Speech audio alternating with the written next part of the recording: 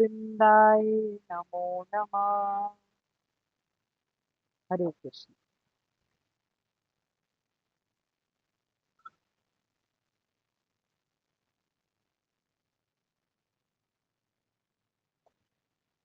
कल हमने श्लोक संख्या नंबर 3 तक किया था, जिसमें हमने बात करी थी कि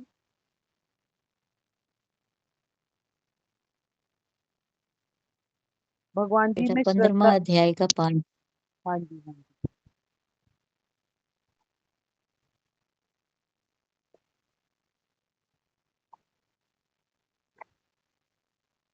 15वां अध्याय का 5वां श्लोक। जिनका मान और मोह नष्ट हो गया है, जिन्होंने आसक्ति रूप दोष को जीत लिया है, जिनकी परमात्मा के स्वरूप में नित्य स्थिति है और जिनकी कामनाएं पूर्ण रूप से नष्ट हो गई हैं, वे सुख दुख नामक द्वंद्वों से विमुक्त ज्ञानी जन उस अविनाशी परम पद को प्राप्त होते हैं। ओम श्री गणेशाय नमः, श्री सीताराम नमः, श्री राधे श्याम नमः, उमापति महादेव की जय। श्री गुरुवे नमः, श्री हनुमते अग्राजिए, सब संतन की जय, सब भक्तन की जय। जय जय सीताराम, जय जय राधे श्याम। श्री हरिवंश, श्री हरिवंश, श्री हरिवंश। कल भगवान जी बताते हैं अर्जुन को कि जिसको श्रद्धा नहीं होती, वो मोस्ट इम्पॉर्टेंट क्वालिटी है अगर हमको किसी चीज को पाना हो। श्रद्धा के बिना हमारा इंटरेस्ट ही नहीं बनता और जबरदस्ती हम किसी चीज में श्रद्धा डेवलप नहीं कर सकते। इसीलिए भगवान जी बोलते हैं कि भक्ति में जो श्रद्धा नहीं रखते, वो मुझे प्राप्त नहीं कर सकते। इस भौतिक जगत के जन्म मरण के मार्ग पर वो वापस पुनरपि जननम आते रहते हैं और वापस मरते रहते हैं। और जिन पुरुषों को धर्म के प्रति श्रद्धा नहीं है, वो कभी भी, श्री कृष्ण कहते हैं, मुझे वो हासिल नहीं कर सकते। बस चक्कर काटते रहते हैं। हमको इस चीज के बारे में खुद को सोचना चाहिए कि क्या हमने अपनी लाइफ यहीं पर चक्कर मारते मारते खत्म कर देनी है, या भगवत प्राप्ति के लिए इस मनुष्य शरीर का प्रयोग कर कर उनमें श्रद्धा डेवलप करके भजन ध्यान आदि साधन करने और परमात्मा की प्राप्ति करनी है और जन्म मृत्यु के चक्कर से छूटना है। श्लोक संख्या नंबर 4। मुझ निराकार परमात्मा से ये सब जगत जल से बर्फ के सदृश परिपूर्ण है और सब भूत मेरे अंतर्गत संकल्प के आधार स्थित हैं, किंतु वास्तव में मैं उनमें स्थित नहीं। भगवान जी कह रहे हैं कि ये संपूर्ण जगत मेरे अव्यक्त रूप द्वारा व्याप्त है। समस्त जीव जो हैं वो मुझ में हैं, पर मैं उनमें नहीं। भगवान जी की जो अनुभूति है वो स्थूल इंद्रियों से नहीं की जा सकती। उनके नाम यश ये सब चीजों को भौतिक इंद्रियां समझ ही नहीं पाती, परंतु अगर उसमें भक्ति का तड़का लग जाता है तो फिर हमको कुछ कुछ भगवान जी समझ आने लग जाते हैं। इसका मतलब भक्ति का तड़का आवश्यक है। और जब कोई परमात्मा के प्रति दिव्य प्रेमा रुचि डेवलप कर लेता है, तो वो सदा भीतर बाहर अपने गोविंद का एहसास करता रहता है। जैसे मीराबाई थी, कई बारी उनकी जो सहचरियां थी वो बताती थी कि अंदर से किसी की आवाज सुनाई देती है। और मीना, हाँ जी मम्मी। हेलो। आपका क्लियर नहीं है बेटा। कई बारी आपका ना टूट रही अब है ठीक है? आवाज कहीं। अब ठीक है? बहुत। क्लियर? अब क्लियर है? आप ठीक है? हाँ, अब ठीक है बेटा। अच्छा, हाँ, अब है। अच्छा, अच्छा, सॉरी। वो बोल रहे हैं कि भगवान जी बोलते हैं संपूर्ण जगत जो है वो मेरे अव्यक्त रूप द्वारा व्याप्त है। मैं समस्त जीव जो है वो मुझ में है, पर मैं उनमें नहीं हूँ। भगवान जी बता रहे हैं कि समस्त जीव जो है वो मुझ में है, मेरे अंदर सब कुछ समाया हुआ है, पर मैं उनमें समाया हुआ नहीं हूँ। मेरी टोटैलिटी उनके अंदर नहीं है। भगवान जी की जो अनुभूति है वो हमारी स्थूल इंद्रियों से नहीं की जा सकती। जैसे उनके नाम यश लीलाएं, इनको ये जो हमारी दूषित भौतिक इंद्रियां हैं ये समझ ही नहीं पाती। इसीलिए हम लोग के अंदर भगवान जी इतनी जल्दी उठते नहीं है। पर इसको, उन भौतिक इंद्रियों को परमात्मा के बारे में समझाने का एक तरीका है, वो है भक्ति का रास्ता अडॉप्ट करना। अगर कोई परमात्मा के प्रति दिव्य प्रेम रुचि डेवलप कर लेता है, तो वो सदा भीतर बाहर गोविंद का एहसास करता है। यहाँ पर हमको एग्जाम्पल आता है मीराबाई का। मीराबाई जो बैठती थी वो भगवान जी के साथ बातें करती थी, उनको प्रत्यक्ष अपने पास अनुभव करती थी, उनके साथ चौसर खेलती थी। सारे कार्य जो हैं उनके साथ भगवान जी साथ में होते थे, और इस बात की जो गवाही है उनकी सहचरी गण भी देते थे कि उनको कई बार अंदर मीराबाई के रूम के अंदर से आदमी की आवाज सुनाई देती थी, और उनको पता होता था जब वो खेल अपना खेल के उठती थी तो दोनों साइड का जो सीट्स होती थी ना, वो कहते थे कि उसका जो कपड़ा है वो रिंकल्ड होता था, कि जैसे कोई उसके ऊपर से उठ कर गया है। इसका यही मतलब है जो भगवान जी बोल रहे हैं कि जिसको एक बार भक्ति से परमात्मा का एहसास होने लग जाए, वो गोविंद को हर समय अपने आसपास महसूस कर सकता है। पर सामान्य जन जो है वो उनको नहीं देख सकते। हालांकि परमात्मा सर्वव्यापी है, सर्वत्र है, हर जगह उपस्थित है, परंतु वो हमें नहीं दिखते। हमें पूर्ण रूप से उन पर जब हम आश्रित हो जाएंगे तो हमें पता चल जाएगा कि भगवान जी हमारे आसपास है। भगवान जी की जो ये सृष्टि है वो उनकी अपरा और परा शक्तियों का ही मिश्रण है। इसका मतलब भगवान जी हर जगह, हर, चाहे वो लिविंग है चाहे वो नॉन लिविंग है, कुछ भी ब्रह्मांड सृष्टि हर जगह परमात्मा है। जैसे सूर्य की किरणें हर छोटी छोटी जगह को प्रकाशमान कर देती है, वैसे ही भगवान जी कहते हैं मैं भी इस सृष्टि को चलाता हूँ। ये सृष्टि जो है वो मुझ में है। सारी वस्तुएं जो हैं वो मेरी शक्ति पर डिपेंडेंट है।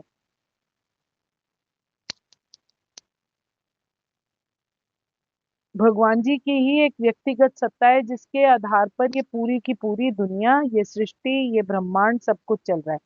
जैसे एक राज्य है, उसमें जो राजा होता है वो अध्यक्ष होता है, और राजा के अध्यक्ष के नीचे बहुत सारे अधिकारी होते हैं। राजा की अध्यक्षता के नीचे बहुत सारे अधिकारी होते हैं, और वो जो राजा होता है वो, आप, हर जगह पर तो प्रेजेंट होता नहीं है। इतने सारे उसके जो राज्य के अंदर क्या कहते हैं, छोटे छोटे गांव होते हैं, छोटी छोटी अलग अलग टाउन्स होती हैं जो उसकी जुरिस्डिक्शन के नीचे आते हैं। जैसे मोदी की जुरिस्डिक्शन के नीचे इतना कुछ आता है, पर अब हर जगह तो वो बैठे नहीं होते, पर कोई ना कोई तरीके से उनकी सत्ता का एहसास सबको होता है। उनकी अध्यक्षता का जो एक्सपीरियंस है उस राज्य में होता रहता है, और हम अपनी ये अधीनता का महसूस करते हैं, जो भगवान जी पर अधीनता है कि वो हमारे पर सुपीरियोरिटी करके बैठे हुए हैं, इसका हमें पता चलता है। परंतु वो हर विभाग में फिजिकली प्रेजेंट नहीं है। जो भी लोक में या परलोक में स्थित है वो परमात्मा की शक्ति की वजह से ही स्थापित है। इस बात की कोई शक ही नहीं है, जिसको कहते हैं भगवान जी की विभिन्न अंतरंगा शक्तियों से ये सृष्टि का विस्तार होता है। इसीलिए भगवान जी को अधियज्ञ, परम दिव्य पुरुष, कवि, पुराण, अव्यक्त, अक्षर, ऐसे नामों से जाना जाता है, और इसका एहसास, परम पुरुष होने का एहसास हम भक्ति द्वारा कर सकते हैं। उनके जो सर्वव्यापी स्वरूप की पहचान हमको भक्ति करा सकती है।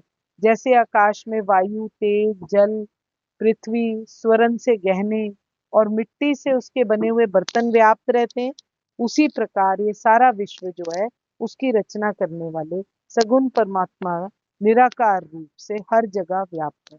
हमारे को दिखाई नहीं दे रहे, परंतु वह है। इस संसार में जो कुछ भी जड़ चेतन पदार्थ या समुदाय है वो सब ईश्वर से ही व्याप्त है। भगवान जी ही अपनी प्रकृति को स्वीकार करके समस्त जगत की उत्पत्ति, स्थिति और प्रलय करते रहते हैं। इस समस्त जगत को अपने किसी अंश में उन्होंने धारण करके रखा है।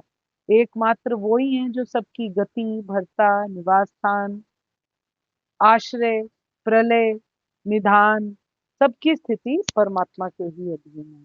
सब भूतों को भगवान जी में ही स्थित बताया है। ये भगवान जी अपने आप अपने उसमें से एक्सेप्ट करते हैं, वो खुद ही बता रहे हैं अर्जुन को कि तू समझ कि मैं चीज क्या हूँ, कि मतलब एटलीस्ट उसको पता होना चाहिए कि मतलब मेरा विस्तार कितना ज्यादा है। भगवान जी की जो यश लीलाएं वो पूरे ब्रह्मांड में फैल रखी हैं। भगवान जी की शक्ति संपूर्ण सृष्टि में फैली हुई है। अब भगवान जी बता रहे हैं यहाँ पर कि सारे जगत में, सब जगह, सभी में मैं ही व्याप्त हूँ। मेरे इस व्यापक रूप को वो कह रहे हैं आंख आदि इंद्रियों द्वारा जाना ही नहीं जा सकता। जो जगत के सब प्राणी हैं वो मुझ में ही है, परंतु मैं उनमें नहीं रहता, और ना ये जगत सचमुच मुझ में है। ये मेरी एक अजीब शक्ति है, ये योग है, ये मेरा ऐश्वर्य है। भगवान जी यहाँ पर ये कह रहे हैं। श्लोक संख्या नंबर 4 हमने पढ़ ली है, अब हम 5वां पढ़ते हैं। वह सब भूत मुझ में ही स्थित नहीं है, किंतु मेरी ऐश्वर्य योग शक्ति को देखकर भूतों का धारण पोषण करने वाला और भूतों को उत्पन्न करने वाला भी मेरा आत्मा वास्तव में भूतों में स्थित नहीं है। भगवान जी इसी बात की पुष्टि और कर रहे हैं। वह सब भूत मुझ में स्थित नहीं है, किंतु मेरी ऐश्वर्य योग शक्ति को देख कि भूतों का धारण पोषण करने वाला और भूतों को उत्पन्न करने वाला भी मेरा आत्मा वास्तव में भूतों में स्थित नहीं है। यहाँ पर भगवान जी क्या बोल रहे हैं? भगवान जी कह रहे हैं कि तदापि मेरे द्वारा उत्पन्न सारी वस्तुएं मुझ में स्थित नहीं रहती। जरा मेरे योग और ऐश्वर्य को तो देखो। अर्जुन को बोल रहे हैं, यद्यपि मैं समस्त जीवों का पालक या भरता हूँ और सर्वत्र हर जगह व्याप्त हूँ, लेकिन मैं इस विराट अभिव्यक्ति का अंश नहीं हूँ, क्योंकि मैं सृष्टि का कारण स्वरूप। अब जो कंप्यूटर चल रहा होता है, जो कंप्यूटर के अंदर सॉफ्टवेयर होता है, कंप्यूटर अगर अकेले हो तो कंप्यूटर चल नहीं सकता उसमें जब तक उस सॉफ्टवेयर को हम नहीं भरते। और सॉफ्टवेयर भरने वाला कौन होता है? वो भी तो कोई एक व्यक्ति होता है। वो जो व्यक्ति सॉफ्टवेयर भर रहा है कंप्यूटर चलाने के लिए, वो परमात्मा, he is the brain behind the computer. वो सारा कुछ चल रहा है। भगवान जी यहाँ पर यही बोल रहे हैं कि मैं इस अभिव्यक्ति का अंश नहीं हूँ, सारी सृष्टि तो मेरे ही कारण स्वरूप है। अब पूर्व श्लोकों में भगवान जी ने सब भूतों को भगवान जी ने अपने अंदर स्थित बतलाया, और इस श्लोक में वो कहते हैं कि वो सब भूत मुझ में स्थित नहीं है। अब ये दोनों कंफ्यूजिंग बातें हैं, इसीलिए अर्जुन को वो जानबूझकर बार बार श्लोक पे श्लोक बोल बोल कर ये समझा रहे हैं। वो यहाँ अर्जुन को अपनी ऐश्वर्य योग शक्ति दिखाने के लिए कह रहे हैं। भगवान जी कह रहे हैं, अर्जुन तुम मेरी असाधारण योग शक्ति को देखो।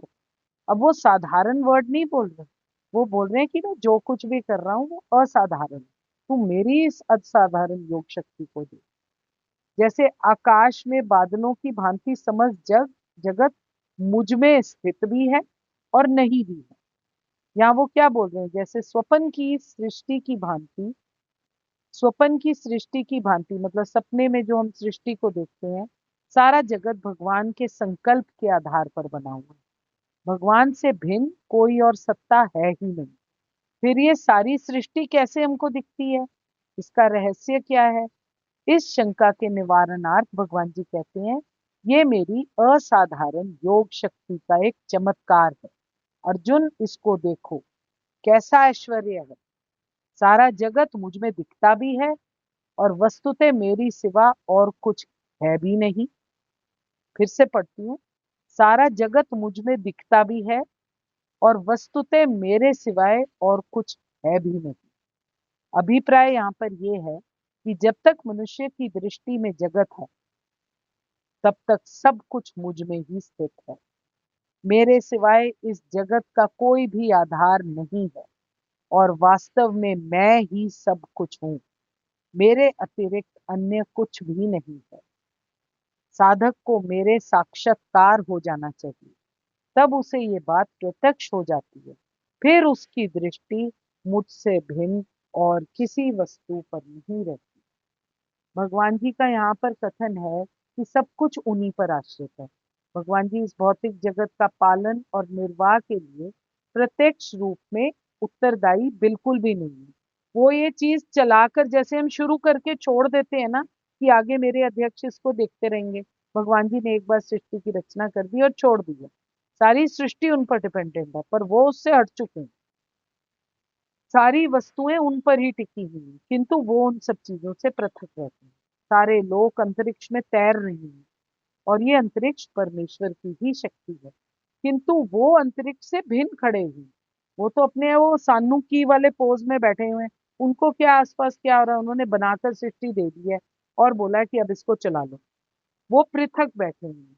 सब रचित पदार्थ भगवान जी की अचिंत्य शक्ति पर टिके हैं, किंतु भगवान जी के रूप में वो उनसे पृथक रहते हैं।